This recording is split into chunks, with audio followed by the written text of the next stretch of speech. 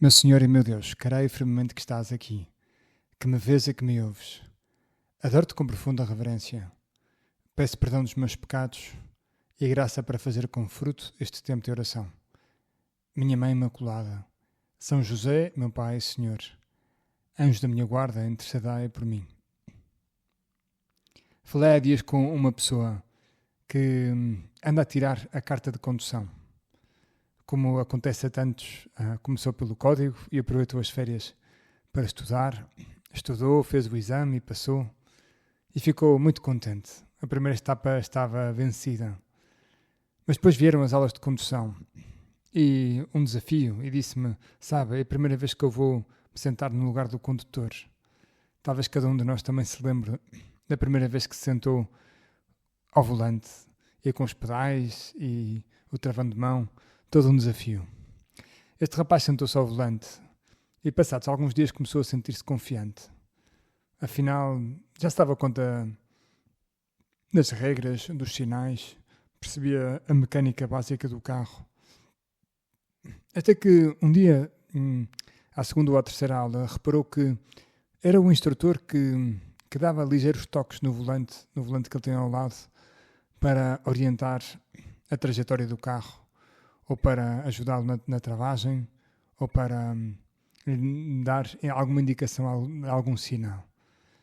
E este rapaz dizia-me, assim com uma certa simplicidade, dizia-me, afinal, sabe, não sou eu que conduzo, sou eu que o ajudo a conduzir, dizia-me ele com alguma graça.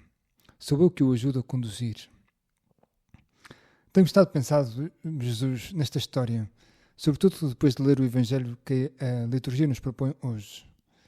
Há um diálogo teu com os apóstolos que me deixou a pensar. E, bem vistas as coisas, isso não tem nada de extraordinário, porque tantas vezes os Evangelhos nos fazem pensar. Há muitos pormenores, há gestos, há palavras tuas, Senhor, que não se compreendem à primeira vista e por vezes até parecem um pouco misteriosos. Hoje São Mateus conta-nos, Senhor, que estás com os apóstolos. Tinhas contado esse exemplo do jovem rico, que apenas, Jesus, uma pessoa que tinha um verdadeiro desejo de seguir e para quem tu olhastes com ternura, mas que estava preso aos seus bens, às suas riquezas. E no final essas riquezas falaram mais alto do que o teu convite.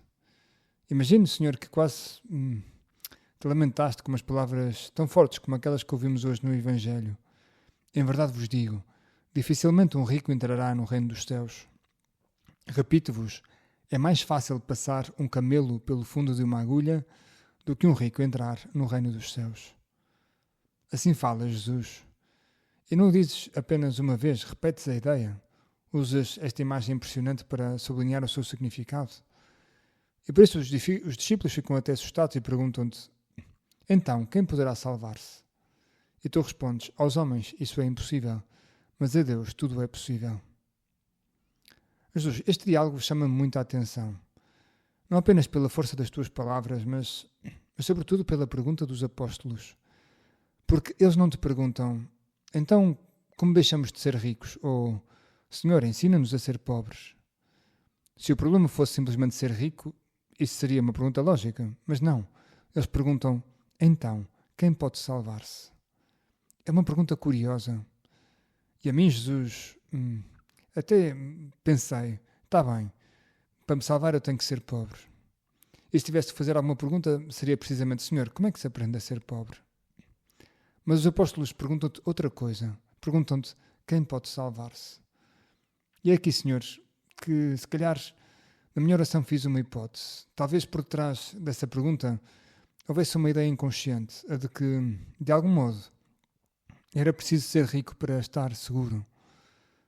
Sei que isto pode parecer estranho, e o texto não nos diz explicitamente, mas talvez haja apenas uma reflexão pessoal. Afinal, o que é ser rico?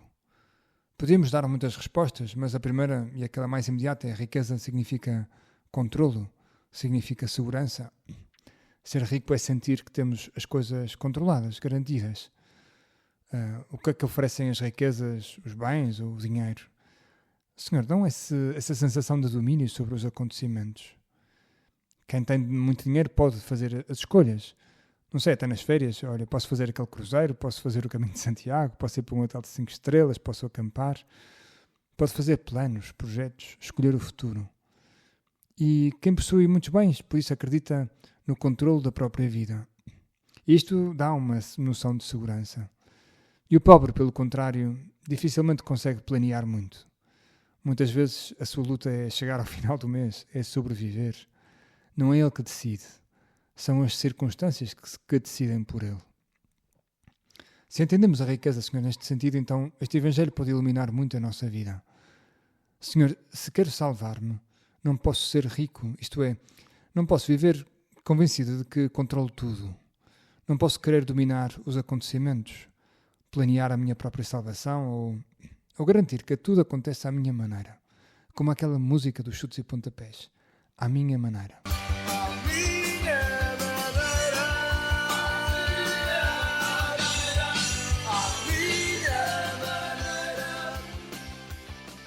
Tenho de aprender a deixar o controle da minha vida nas tuas mãos. Tenho de permitir que tu entres verdadeiramente na minha história. O jovem rico, apesar das suas boas intenções, não conseguiu fazer isso. Não foi capaz de entregar o leme da sua vida. Preferiu a segurança que lhe davam as riquezas ao risco maravilhoso de seguir. Se pensarmos bem, Jesus, os apóstolos acabaram por ser exatamente o contrário. Materialmente eram pobres. Talvez nem todos, mas certamente vários deles. Tinham deixado tudo por ti. Tinham vencido o medo de perder as seguranças humanas para confiarem em ti. E Pedro até tu recorda com aquele seu santo atrevimento. Eis que deixamos tudo para te seguir.